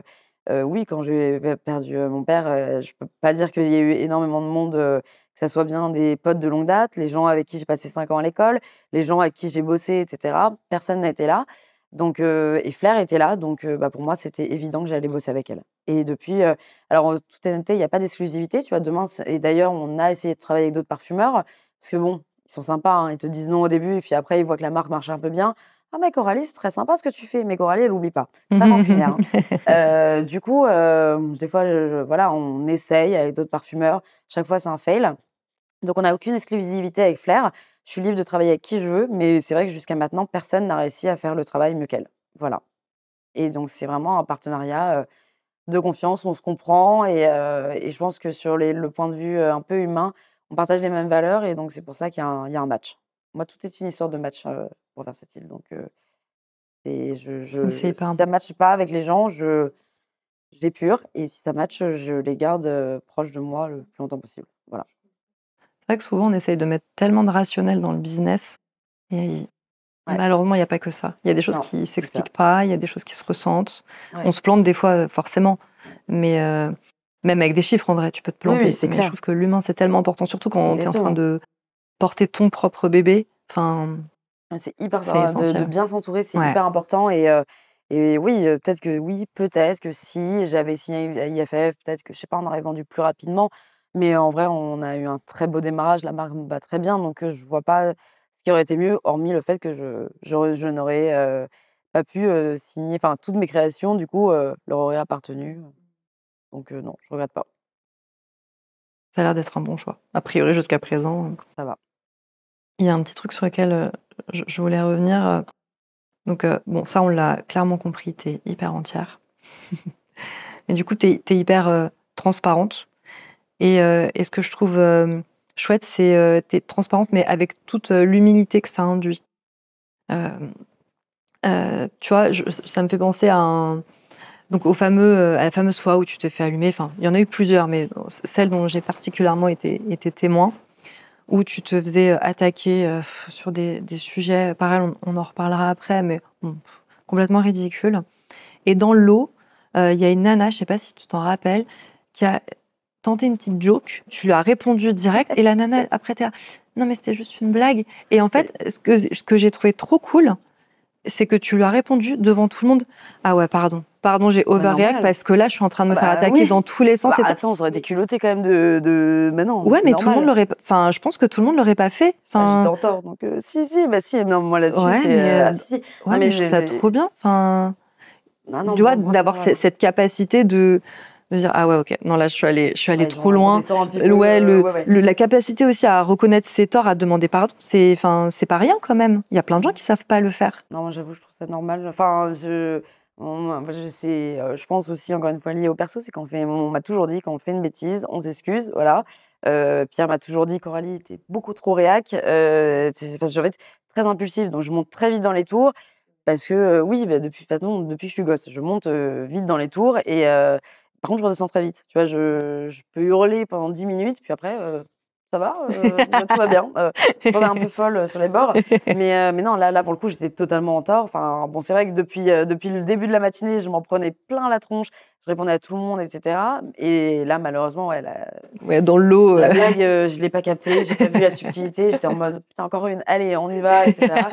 Et non, ouais, il y avait pas d'animosité de sa part, donc pour moi, c'est normal de dire: «Oups, désolée, je suis un peu emportée». Ouais, Voilà. mais c'est bien, je trouve, franchement. Et c'est bien de le faire en public. Bah oui, non, j'allais pas supprimer le commentaire, «Oups, j'ai pas vu, je Ouais, ou le delete», faire non, en, horrible. ou le faire en DM, tu vois. Enfin, Ah non, je ça me trouve ça prend cool. non, Je trouve non, ça non, je hyper préfère, cool. non, je préfère, voilà, j'ai fait une connerie, c'est comme ça, hein. Puis encore une fois, ça montre qui tu es vraiment. Tu vois, c'est Tu sais, ce c'est qui comme fait que les ta marque stories est Insta où authentique. au début on se faisait un petit peu allumer. Je faisais plein de fautes d'orthographe. Ouais.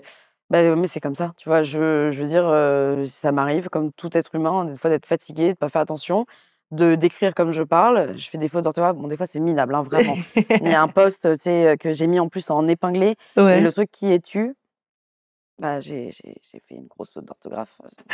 Je l'ai jamais modifié. Je me suis dit: «Tant pis, au moins ça fait parler les gens». Ils me disent: «Coralie, tu sais qu'il y a genre vraiment en plein milieu, en plus écrit en énorme Ouais. sur le post, une énorme faute d'orthographe». Je fais: «Ouais, je sais, mais c'est comme ça, Bah c'est écoute, c'est voilà». assumé.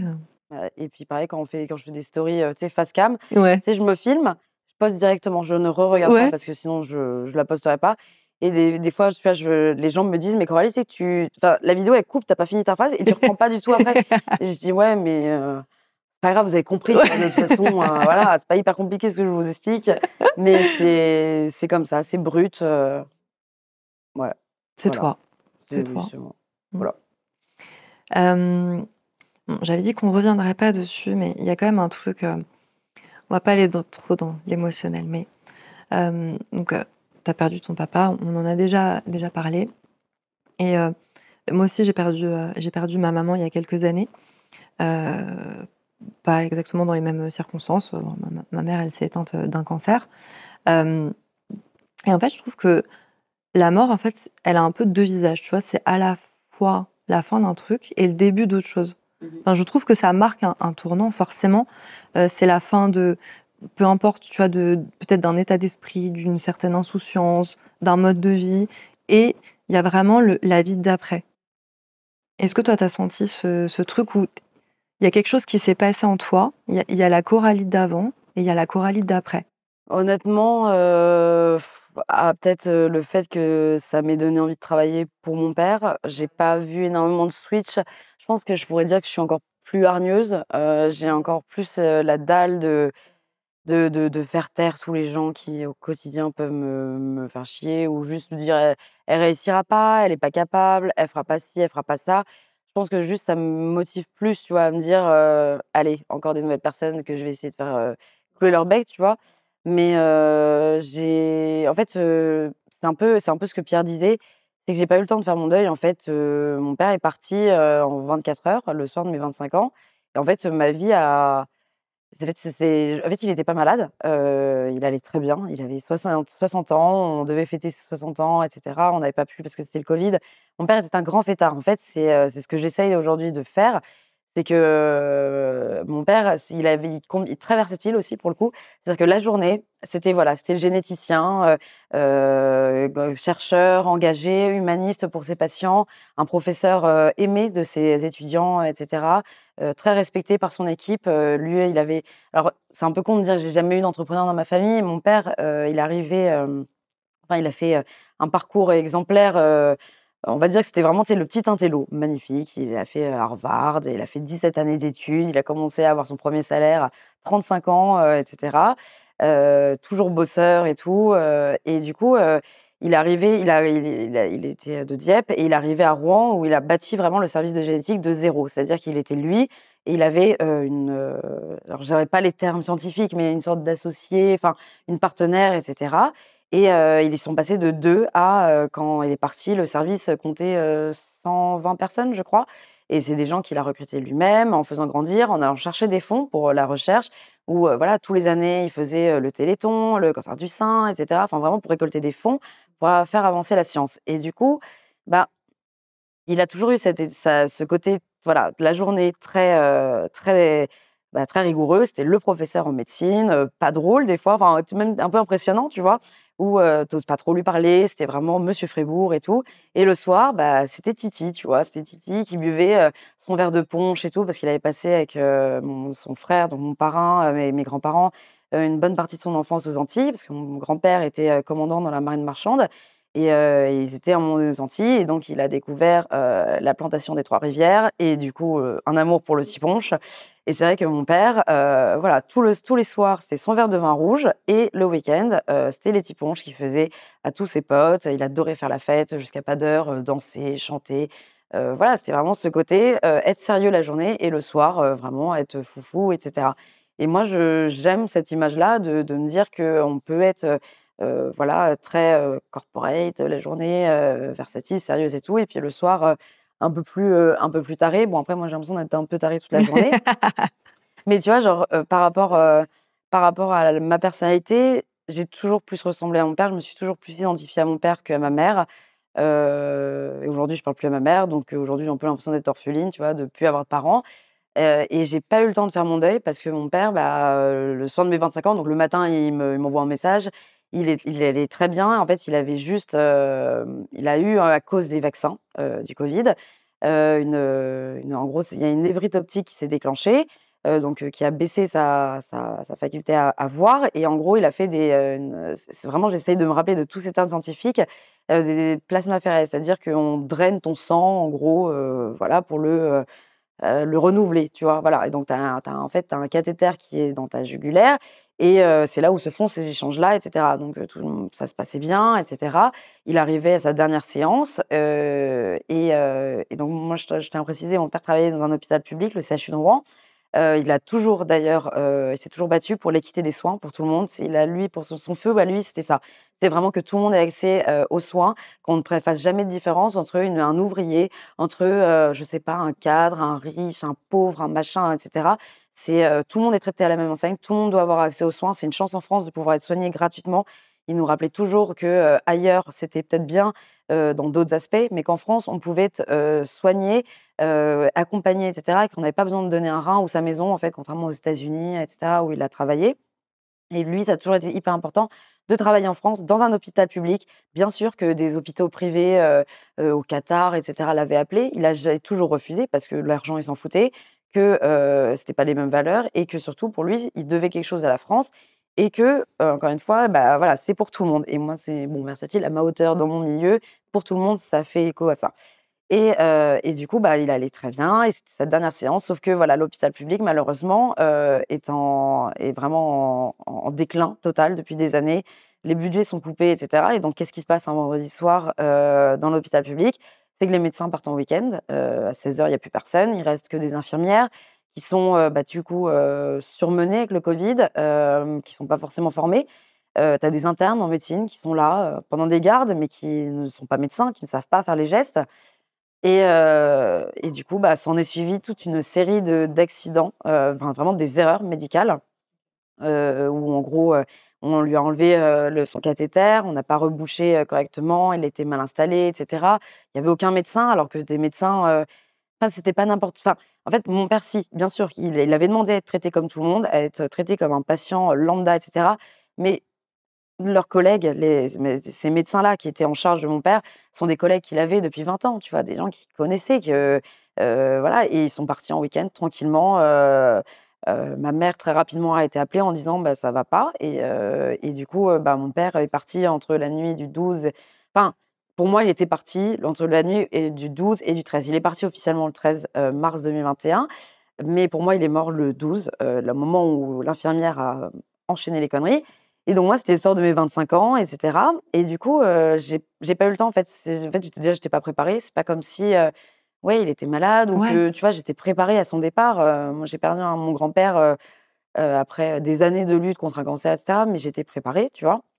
Là, j'étais pas prête. En 24 ans, en fait, toute ma vie, c'est et ma famille et cetera, tout ce modèle-là s'est effondré parce qu'on m'a enlevé mon père et c'était, comme je disais, la personne la plus importante pour moi. C'était mon modèle, c'était, la personne, auquel j'aspire un jour pouvoir être totalement comme lui et cetera, niveau valeurs et accomplissement, pro, perso et du coup, j'ai pas eu le temps de faire mon deuil. Directement, ça s'est enchaîné. Fallait gérer la famille, fallait gérer, l'enterrement, fallait gérer tout ça. Fallait gérer cette lutte contre la vérité et cetera et après, du coup, j'étais aussi déjà à fond dans Versatile parce qu'en fait, en gros, en janvier 2021, j'ai décidé de me lancer, et en mars 2021, on m'a enlevé mon père. Donc en fait, j'avais pas le temps de pleurer, j'avais pas le temps de me dire, «Qu'est-ce que je vais faire de ma vie?» et cetera. Non, j'avais ma famille à gérer, ma mère, mon frère, mes grands-parents qui perdaient leur fils, c'est pas dans l'ordre des choses et cetera et du coup, fallait que j'enchaîne et du coup, moi, en tant que personne, ça j'ai pas l'impression d'avoir changé parce que, juste on m'a juste enlevé mon père, mais du coup, fallait ouais, continuer d'envoyer à côté et je pense que c'est aussi ça qui m'a donné encore plus la dalle parce que, la marque, elle a été lancée en 10 mois, alors que généralement, une marque, ça se lance entre 2 et 5 ans, tu vois? Mais là, non, fallait que je ouais, lance fallait avancer. et il fallait que ça envoie et pour le coup, je me suis vraiment mise au travail, pour mon père parce que, peut-être que oui, s'il était resté, bon, forcément, j'aurais été plus heureuse, ça c'est clair, mais peut-être que, tu vois, j'aurais pris plus mon temps. Je me serais dit: «Oh, au pire, mon père sera là si jamais ça marche pas» ou alors, «Je vais prendre plus mon temps pour, sortir la marque» et cetera. J'avais moins cette pression. Là, non, fallait que je le fasse, tu vois? Fallait que ça avance parce que lui, il a jamais rien lâché donc fallait que ça fasse pareil pour moi. Voilà. Et est-ce qu'il y a pas aussi quelque chose de, ça crée enfin, une telle déflagration, il y a un tel vide qu'à un moment, faut aussi vite boucher ce vide parce que sinon tu vas Ah prendre mais l'eau. ça moi, mais Versace, ça m'a sauvée. Avec Versace, j'avais pas le temps de pleurer. J'ai et après ça il y a eu du bon, du mauvais dans cette marque et cetera, dans le sens où ça m'a sauvée, ça m'a permis d'avoir un objectif, d'avoir un truc, une motivation pour me lever, tous les matins parce que, en fait, encore une fois, mon père était pas censé mourir ce jour-là, il était censé encore vivre très longtemps et cetera et on m'a enlevé ça et donc du coup, d'avoir cet objectif, ouais, mon père, il me disait toujours: «Le travail, c'est la santé» et là, pour le coup, ouais, c'était vraiment ma santé, c'était Versatile. C'était mon objectif, c'était mon but, en fait, d'y aller. Je m'en foutais, que ça marche pas et cetera, que les gens, ils achètent. En vrai, je m'en foutais.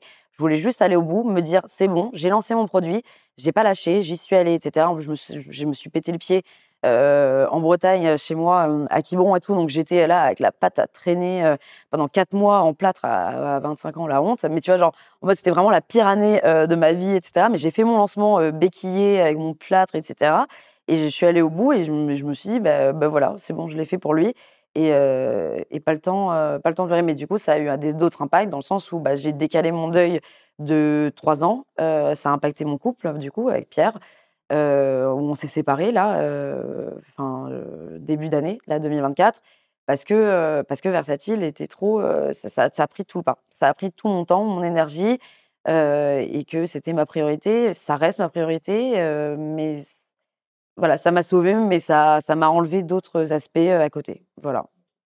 Et maintenant, tu as pris le temps de faire ce deuil? Non, pas spécialement. Je vois pas de psy. Peut-être qu'il faudrait que je voie un jour un psy, tu vois? Parce que là-haut, c'est pas hyper, ordonné et tout. Mais en même temps, je me dis en fait, je me parle aussi des fois seule, voilà, en me disant: «Ça va Coralie, tu vas bien? OK, bah, continue alors». Tu vois? J'ai pas le temps de parler 1 heure à quelqu'un qui va me dire: voilà, tu vois? Je préfère faire un podcast où comme ça, là, tu vois, je Ça sort. vide, et cetera. Non, voir un psy, en vrai, je suis pas adepte du concept, et du coup, non, j'ai pas spécialement, toujours le temps de faire le Mais tu as eu le deuil. temps d'être triste? Bah, Tu as eu le tu vois, temps de temps en de temps, tu vois, des fois ça sort et cetera. Là, en plus, on approche, des fêtes, donc ouais, pire c'est vraiment période, charnière. je déteste ça maintenant et mais donc tu vois, il y a des moments où ça ressort, mais après, bah, je me dis, en fait, c'est aussi ça qui va pour le, trop excessive, c'est que les gens, en fait, qui me connaissent pas ou qui, voient sur les réseaux ou s'arrêtent à 2 minutes où je parle, ils vont se dire: «Oh là là, celle-là, elle est excessive, elle parle trop ou elle parle mal ou machin». Moi, le seul truc que je me dis, c'est qu'en fait, je vis pour 2. Donc oui, je suis trop, mais parce que je vis pour 2. Voilà et ce qui fait que, bah, j'ai 2 fois plus d'énergie, j'ai 2 fois plus de trucs à raconter, que les gens normaux, parce que, bah, je porte, mon père et voilà et en fait, parler de la mort, c'est un les gens, ça leur fait peur.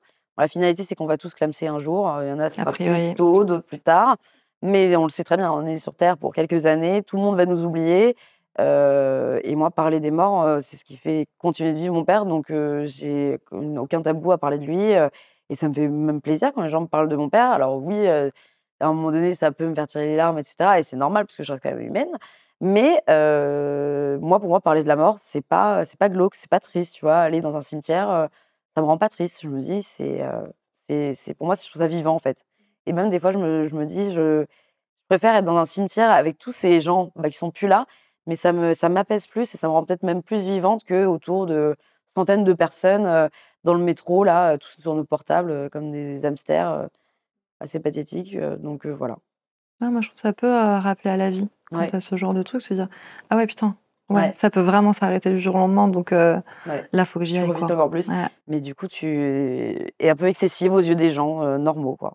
Un des piliers de ta marque, c'est l'audace.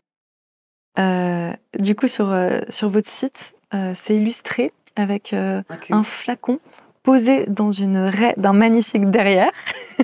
Comme ça Oui. va te faire du clic. Mais en fait, finalement, je trouve que c'est pas le truc le plus audacieux chez vous. Parce que la nudité, ça, c'est des trucs qu'on voit, énormément. Ah pourtant, on s'est fait épingler sur Pépites Sexistes, hein, avec cette photo. Ah ouais?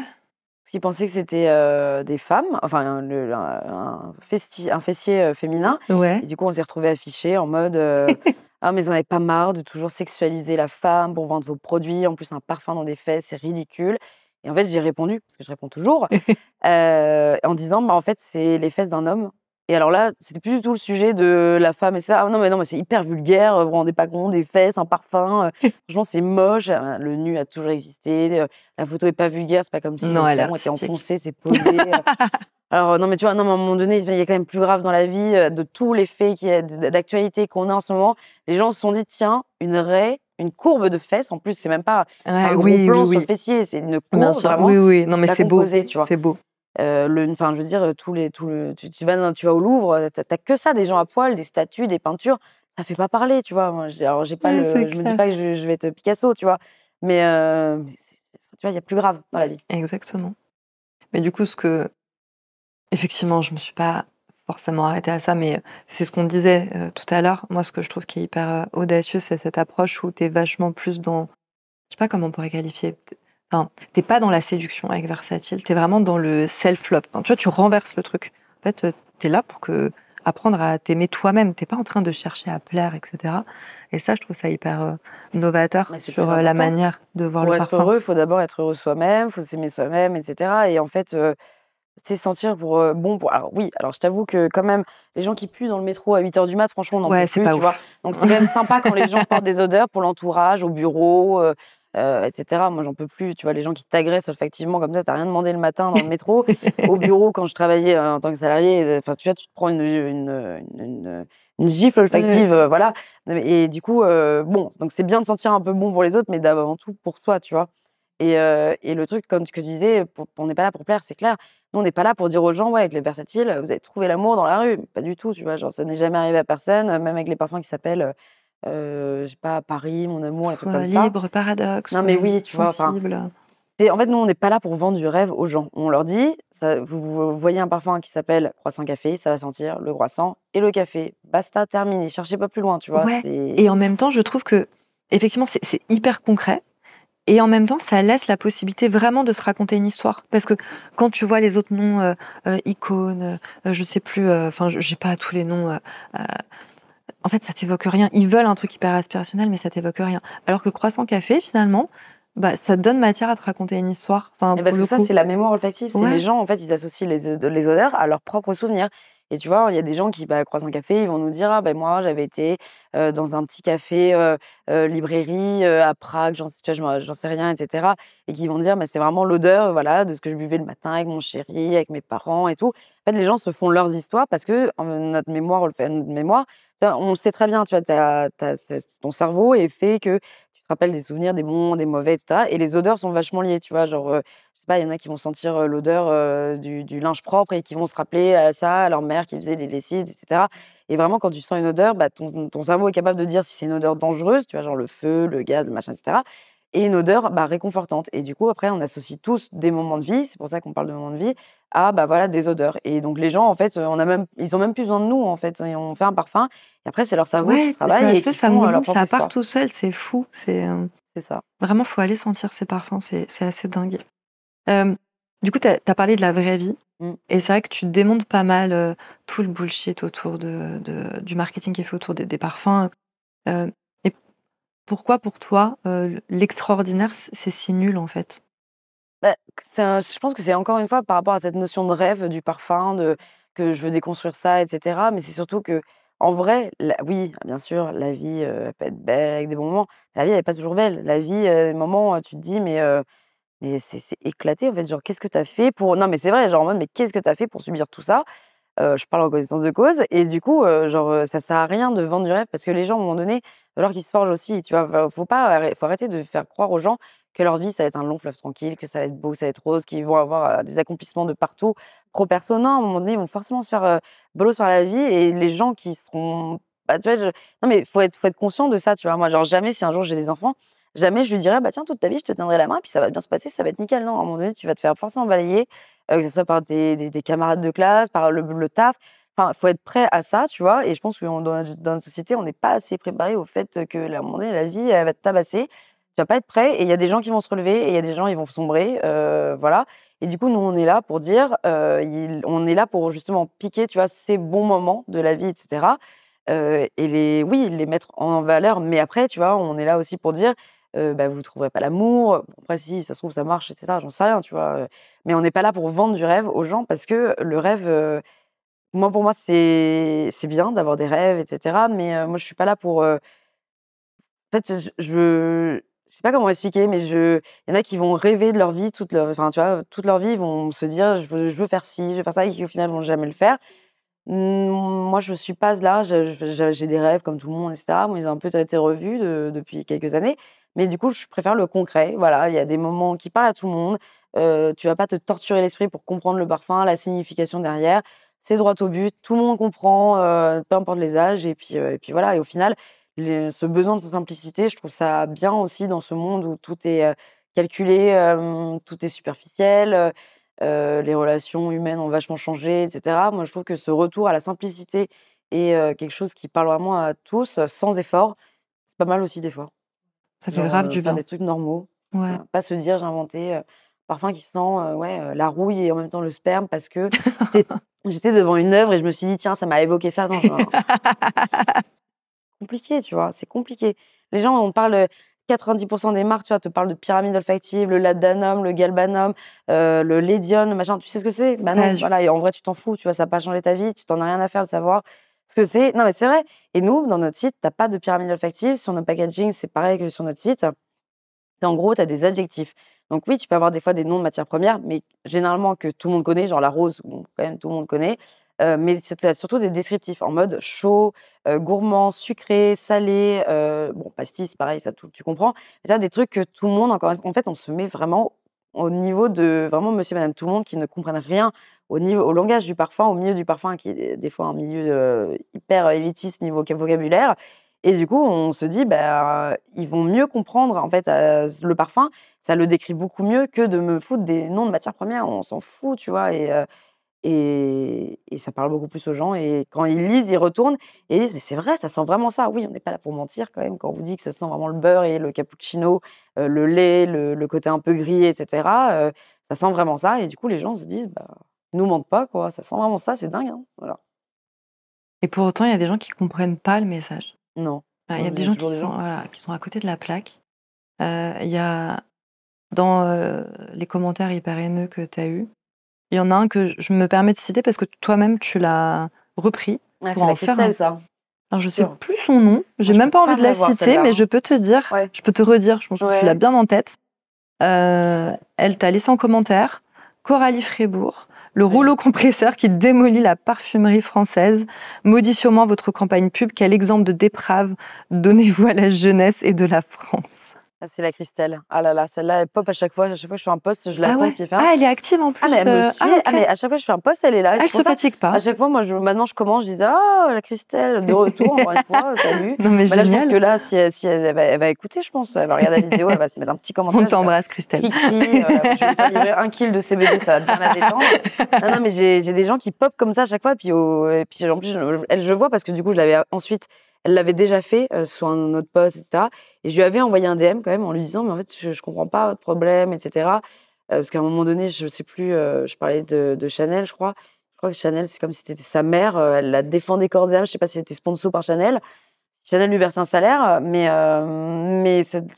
elle, c'est typiquement l'exemple des haineux que j'ai depuis 4 ans, c'est-à-dire une femme plus âgée que moi qui est frustrée parce que, bon, milieu beauté ou non, parce que là-dessus, le milieu, on s'en fout un peu, mais en mode qui est frustrée parce que bah, je pense que c'est pas de la jalousie, comme je le disais, mais je pense que c'est vraiment plus de la frustration en mode elle aurait aimé pouvoir lancer un truc, elle l'a pas fait parce que manque de temps, manque d'argent, j'en sais rien, je m'en fous de leur vie, tu vois, mais qui sont juste aigris derrière leur portable. Je lui ai proposé plus d'une fois, je lui ai dit, mais viens, on va boire un café, tu m'expliques, J'adore. etc. Mais ouais, j'aime pas. Ça, c'est des gens qui critiquent, mais quand tu demandes à les confronter, au final, il n'y a plus personne, parce que c'est tellement facile d'agresser les gens sur les réseaux sociaux, même sur LinkedIn, qui de base est une plateforme professionnelle, rappelons-le, où tu n'es pas censé te prendre des taquets comme ça par des gens frustrés, aigris et tout. Bon, il y en a, mais tu vois, c'est des gens qui prennent la fuite. Donc moi, ces gens-là, en fait, ils m'intéressent pas. Par contre, il y en avait une autre, Laure, qui a fait en plus de ça après un avis sur Journal du Luxe, tu vois. Elle aussi, elle avait mis un article mettant Versatile La Fonzale à côté de Martine Cosmétique Eau de pute, je crois, le parfum, et en disant que le parfum était vraiment en déclin, que ça donnait n'importe quoi, etc. Et donc du coup, bah, elle m'avait bien taguée, donc évidemment, je l'ai vue. Et en fait, bah, elle, pour le coup, elle a été hyper ouverte et je lui ai dit: «Mais en fait, Laure, du coup, viens, on va boire un café. Viens, on débat et cetera sur le parfum et cetera. Viens, j'essaie de te rendre versatile». Je suis arrivée avec mon parfum, je lui ai fait sentir et je lui ai dit: «Est-ce que du coup, ça te dégoûte? Est-ce que tu trouves que la Fonzale, ça sent le poulet crevé?» Elle m'a dit: «Honnêtement, non, ça sent bon. Bon, c'est pas mon genre, je le porterai pas, mais c'est vrai que ça sent bon», tu vois? Et en fait, les gens, déjà, n'ont pas cette première réflexion de se dire: «En fait, elle fait du parfum. Le T'es but, pas c'est qu'elle con. vende ses Enfin, parfums». Genre, je suis pas non plus complètement neuneu. Genre, je vais pas faire un truc qui va pas se vendre, un truc qui va rester prendre la poussière sur les étagères. Bien sûr, mon but, c'est gagner de la thune. Donc, à un moment donné, je vais faire des parfums qui sentent bon, in fine, tu vois. C'est juste que, excusez-moi de vouloir sortir un petit peu des codes olfactifs.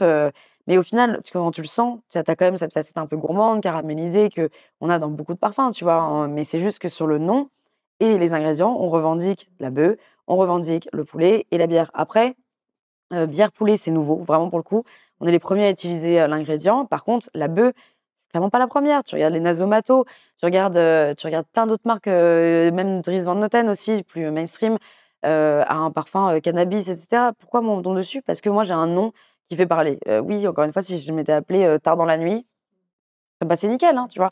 Mais donc c'est même pas la finale la corbeuse, tu vois? Et parfum pareil, des parfums Provoque, je peux te donner une marque, qui est bien gratinée et tout et que j'adore aussi, hein, Étalip d'orange. Quand tu as un parfum qui s'appelle Sécrétion magnifique ou Putain des palaces, mais c'est un homme. Est-ce que lui, on l'a moins fait chier parce que c'était un homme et que du coup, c'était OK et tout? Est-ce que moi, on me tombe dessus parce que je suis une petite,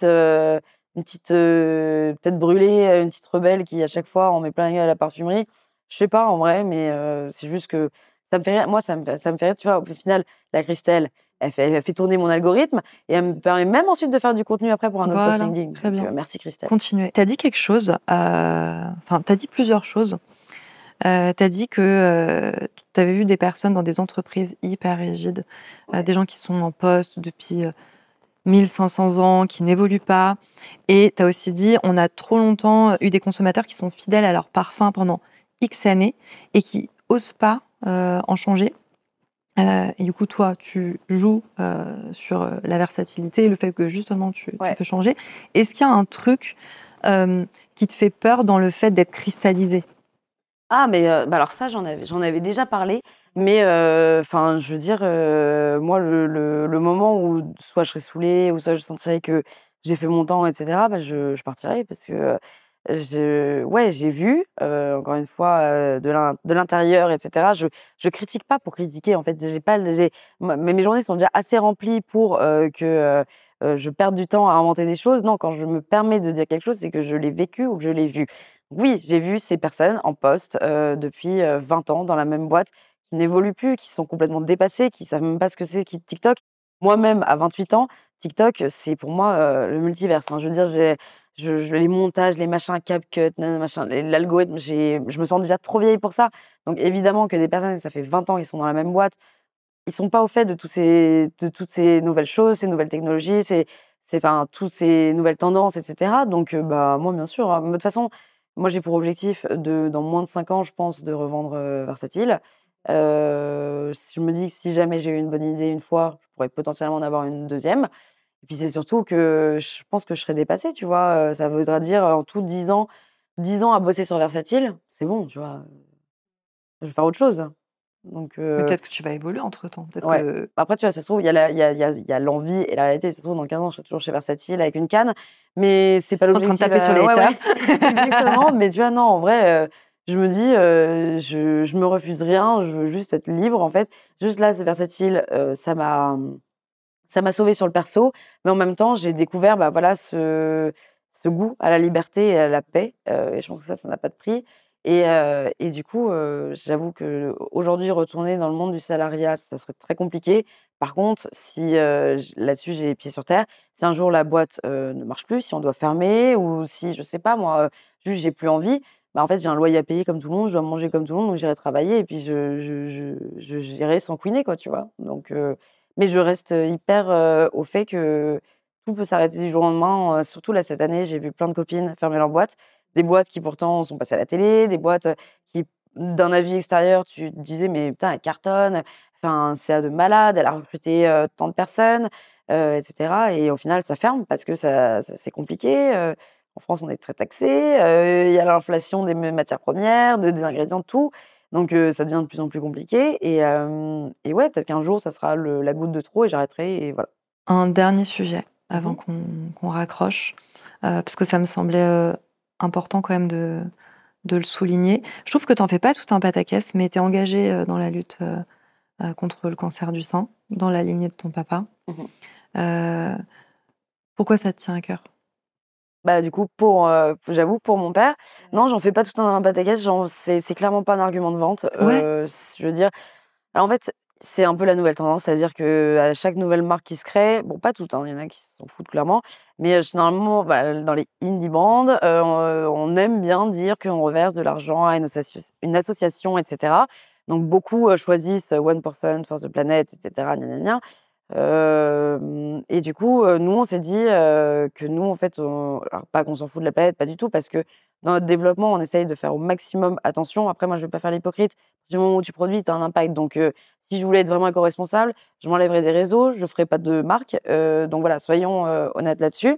Par contre, on essaye de minimiser notre impact. C'est pour ça qu'on a un petit format, qu'on utilise du verre, pas du plastique, des papiers upcyclés et cetera. Enfin, on a moins de 2 grammes de plastique sur notre produit fini, donc c'est quand même pas mal, C'est j'avoue. quoi? C'est le bouchon? Le bouchon, le porte-billes et là, le petit sticker pour fermer. Sinon, on n'a pas de plastique, sur le produit Donc, tu vois, le produit pèse 80 grammes. Donc, pour l'expédition, c'est très léger. Plus c'est lourd, plus ça pollue et ça. Donc, voilà, dans le développement au quotidien, on essaye de faire attention. Donc, et puis c'est vrai que moi, le One Person for the Planet, ça m'évoquait rien, tu vois, ça me parlait pas. Et vu que j'aime bien faire des choses qui me parlent, je me suis dit, en fait, juste pour mon père, pour pouvoir continuer, voilà, à ma hauteur, à continuer un peu ce pourquoi lui était engagé, parce qu'il était engagé depuis, enfin, pendant 30 ans auprès de l'association Ruban Rose pour la recherche contre le cancer du sein. Et du coup, c'était évident que ça allait être pour cette association-là. Enfin, c'est vraiment depuis le premier jour et c'était évident que ça allait être ça, voilà, pour toutes les femmes, et cetera, que lui aussi a pu suivre pendant sa carrière, nous, c'est pour, pareil, toutes les femmes, qu'on avait envie de s'engager. C'est 3 c'est pas énorme, mais oui, on est content, en 3 ans, on a pu reverser un peu plus de 30 000 €. Voilà. Ce qui est déjà énorme. C'est pas mal Bah ouais, et franchement. normalement, logiquement, si la marque continue à bien marcher, ça continuera d'augmenter, voilà, mais c'est clairement pas un argument commercial. On le met pas sur nos packaging, on le met sur notre site pour information, parce qu'il y a pour information tout sur notre site, hein, tous les ingrédients, tout et cetera. Mais c'est pas sur nos packaging et quand on forme les gens, les boutiques et tout, on n'est pas là à dire, «Ouais, vous savez que si vous achetez, il y a 3 et cetera». Non, c'est si les gens vont sur notre site internet, sachant que le site internet, c'est même pas 15 de nos revenus, de chiffre d'affaires, donc au final, peu de gens voient cette information-là. C'est vraiment si les gens qui ont la curiosité d'aller sur notre site et cetera, ils voient ça, tant mieux et j'ai des gens qui m'ont déjà écrit en disant: «Mais en fait, j'étais déjà cliente chez vous ou client, mais du coup, j'ai voulu recommander, tel produit et cetera et en fait, c'est en baladant sur votre site que j'ai vu que vous étiez engagé et cetera et ça me touche parce que, ma sœur, ma mère, ma fille, machin et cetera, a été touchée par le cancer du sein et de savoir que, vous êtes engagé et tout, ça me touche encore plus». Mais tu vois, c'est des gens qui étaient déjà clients, donc c'est pas des gens qu'on a convertis avec, le fait de donner. C'est des gens qui découvrent cette information-là et qui se disent: c'est encore un petit truc en plus, quoi». Voilà. Exactement, et c'est beau. Merci beaucoup, c'était trop bien. Bah ouais, c'était trop cool. Merci à Ouais, toi. trop chouette. J'espère que cet épisode de Dissipé vous aura plu autant qu'à moi. Vous pouvez partager, commenter ou vous abonner pour nous permettre de partir à la rencontre de personnalités toujours plus inspirantes. Au-delà de Dissipé, je suis consultante en marketing et j'accompagne depuis plus de 15 ans les marques à grandir et à rayonner. Si vous avez des besoins en marketing, quels qu'ils soient, n'hésitez pas à m'écrire. Je suis Marie Tavares et je vous dis à très vite.